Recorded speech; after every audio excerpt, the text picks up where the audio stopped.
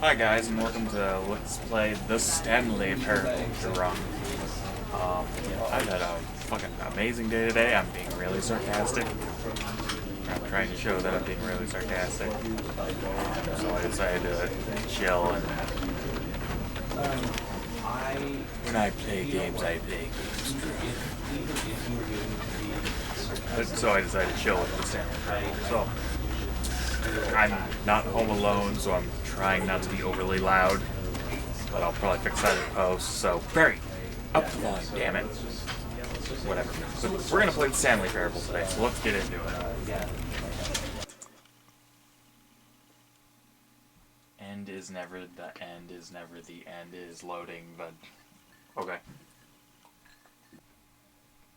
This is the story of a man named Stanley.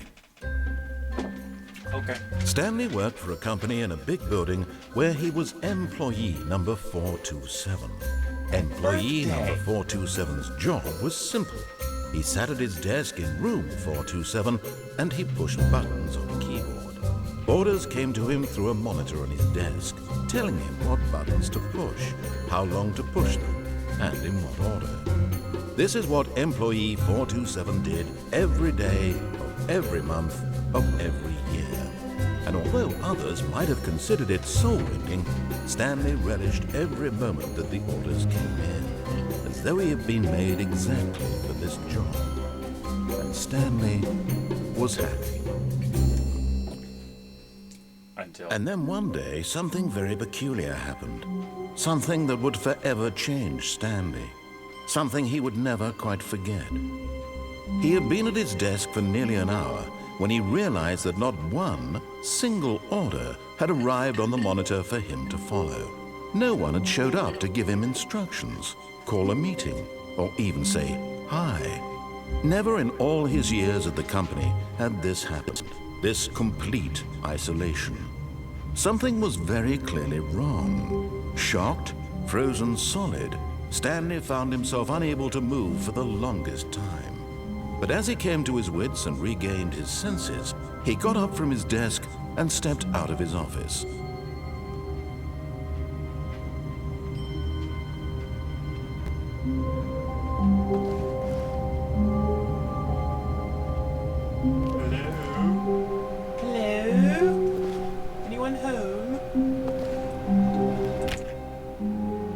All of his co-workers were gone. What could it mean?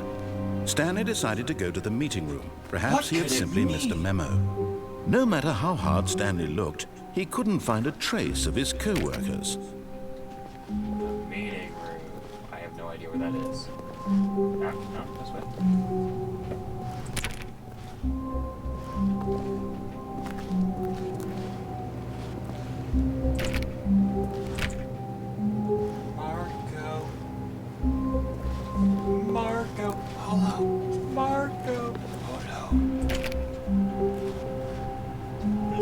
Boxes and a ladder.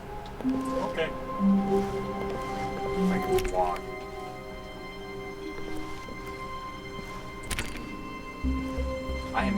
So help me God, I am gonna try every fucking door. When Stanley came to a set of 2 open doors, he entered the door on his left. You sure about that? I mean, I don't want to be an asshole, but I kind of just want to go against you. Okay, I'll go to the door on my left. Being submissive. Sometimes.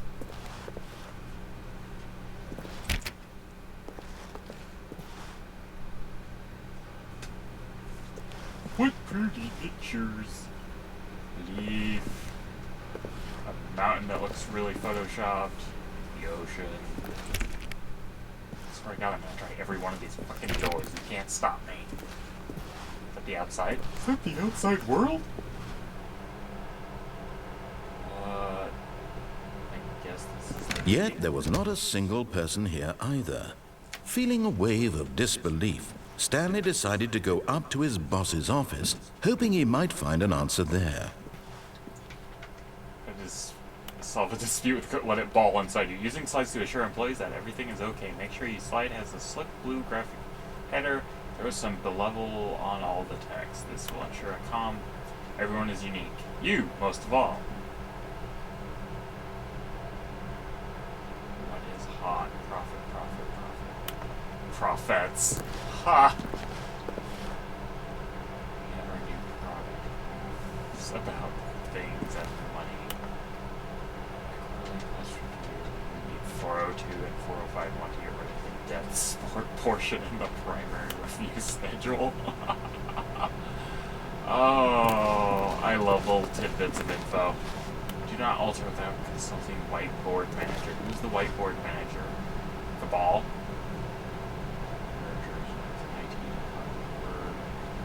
We're broke Wednesday. Financial panic meeting, boss inspection.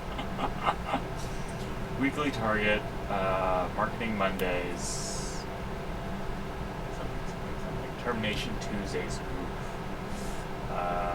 Ideas and development, weekly review, rank and 432. Okay. See a profit sign. Non-cost efficient. What? Standardized graphs. Get Chris out of the broom closet? What? Okay, I think I've spent enough time scrutinizing their freaking marker board and shit. Broom closet. Holy crap, it's a broom closet. Stanley stepped into the broom closet, but there was nothing here, so he turned around and got back on track. You know, I'm starting to hate your fucking voice. There was nothing here. No choice to make, no path to follow, just an empty broom closet. Oh, shut no up. reason to still be here. Oh, shut up. I like this broom closet. It was baffling that Stanley was still just sitting in the broom closet. He wasn't even doing anything. At least if there was something to interact with, he'd be justified in some way. As it is, he's literally just standing there doing sweet FA. You gonna stop being a snarky bitch? Are you really still in the broom closet? Standing around doing nothing? Why? Please offer me some explanation here. I'm genuinely confused. I'm drinking. Shut up.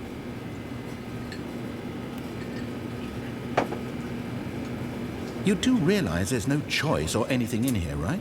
If I'd said Stanley walked past the broom closet, at least you would have had a reason for exploring it to find out. But it didn't even occur to me because literally this closet is of absolutely no significance to the story whatsoever. I never would have thought to mention it. Is it bad that I want to pick up the duct tape and the wrench? I think I've been playing a little too much Fallout. Maybe to you this is somehow its own branching path. Maybe when you go talk about this with your friend, you'll say, "Oh, did you get the broom closet ending? The broom closet ending was my favorite." I hope your friends find this concerning. I have no friends. Stanley was fat and ugly and really, really stupid. He probably only got the job because of a family connection. That's how stupid he is. That or with drug money. Also, Stanley is addicted to drugs and hookers. I'm fine with drugs and hookers. Well, I've come to a very definite conclusion about what's going on right now. You're dead. You got to this broom closet, explored it a bit, and were just about to leave because there's nothing here, when a physical malady of some sort shut down your central nervous system and you collapsed on the keyboard. Well, in a situation like this, the responsible thing is to alert someone nearby so as to ensure that your body is taken care of before it begins to decompose. Hello? Anyone who happens to be nearby? The person at this computer is dead. He or she has fallen prey to any number of your countless human physiological vulnerabilities. It's indicative of the long-term sustainability of your species. Please remove their corpse from the area and instruct another human to take their place at the computer, making sure they understand basic first-person video game mechanics and filling them in on the history of narrative tropes in video gaming, so that the irony and insightful commentary of this game is not lost on them. All right, when you've done that, just step out into the hallway.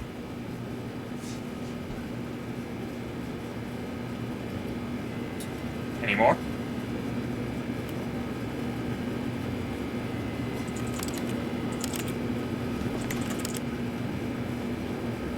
Okay. I'm guessing. Just to piss you off. No? Okay. I will... Ah, second player. It's good to have you on board. I guarantee you can't do any worse than the person who came before you. Same person, douchebag. Just pissing you off. Coming to a staircase, Stanley walked upstairs to his boss's office. Oh, debating whether I want to. No.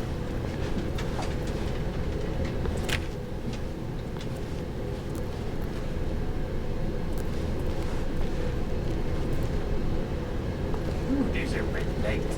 No? Yes? No?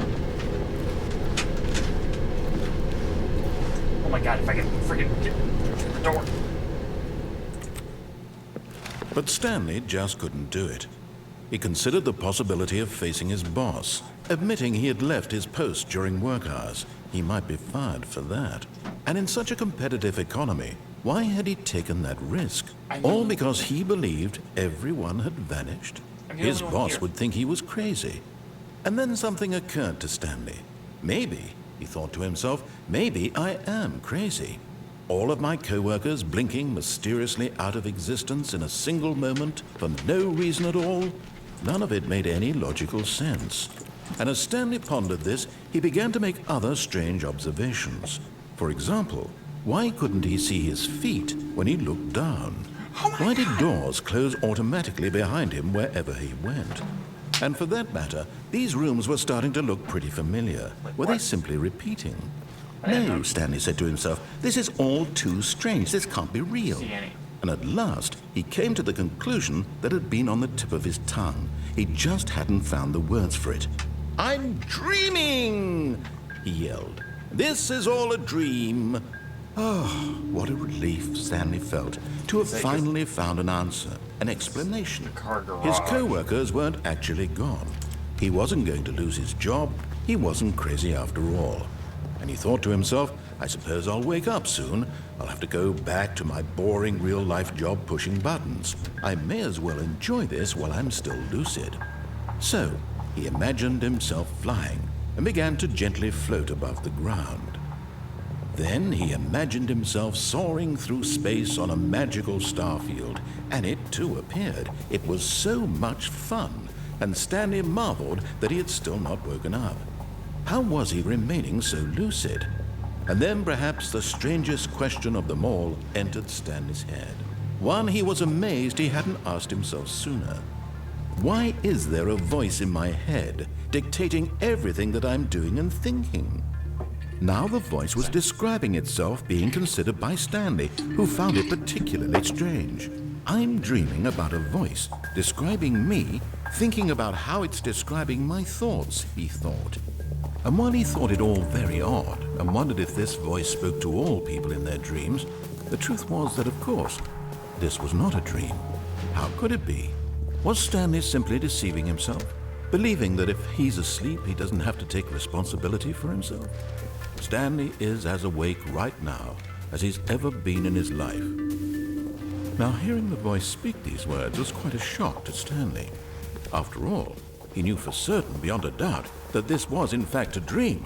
Did the voice not see him float and make the magical stars just a moment ago? How else would the voice explain all that? This voice was a part of himself too. Surely, if he could just... He would prove it. He would prove that he was in control, that this was a dream. So he closed his eyes gently, and he invited himself to wake up. He felt the cool weight of the blanket on his skin, the press of the mattress on his back, the fresh air of a world outside this one. Let me wake up, he thought to himself. I'm through with this dream. I wish it to be over. Let me go back to my job. Let me continue pushing the buttons. Please, it's all I want. No. I want my apartment, and my wife, and my job.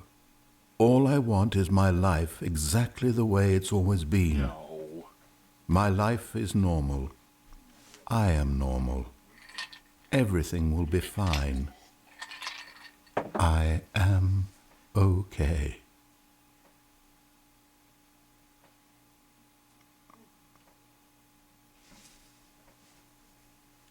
Stanley began screaming. Please, someone, wake me up. My name is Stanley. I have a boss. I have an office. I am real. Please, just someone tell me I am real. I must be real. I must be. Can anyone hear my voice? Who am I? Who am I?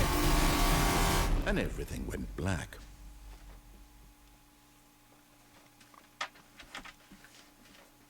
This is the story of a woman named Mariella. Mariella woke up on a day like any other. She arose, got dressed, gathered her belongings, and walked to her place of work. But on this particular day, her walk was interrupted by the body of a man who had stumbled through town talking and screaming to himself, and then collapsed dead on the sidewalk. And although she would soon turn to go call for an ambulance, for just a few brief moments, she considered the strange man. He was obviously crazy. This much she knew. Everyone knows what crazy people look like. And in that moment, she thought to herself how lucky she was to be normal. I am sane. I am in control of my mind. I know what is real and what isn't. That sounds boring. It was comforting to think this, and in a certain way, seeing this man made her feel better. But then she remembered the meeting she had scheduled for that day. The very important people whose impressions of her would affect her career, and by extension, the rest of her life. She had no time for this, so it was only a moment that she stood there, staring down at the body. And then she turned and ran. Turned and ran. Okay.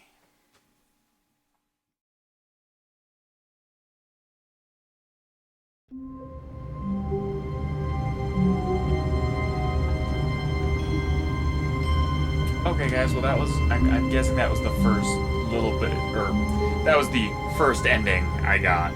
So I'm going to call it quits here for this episode at least, and I will see you guys next time. Feel free to like, share, all that fun stuff, subscribe. Definitely subscribe. More videos, yada yada, subscribe. And I will see you guys next time, okay? Thanks. Bye-bye.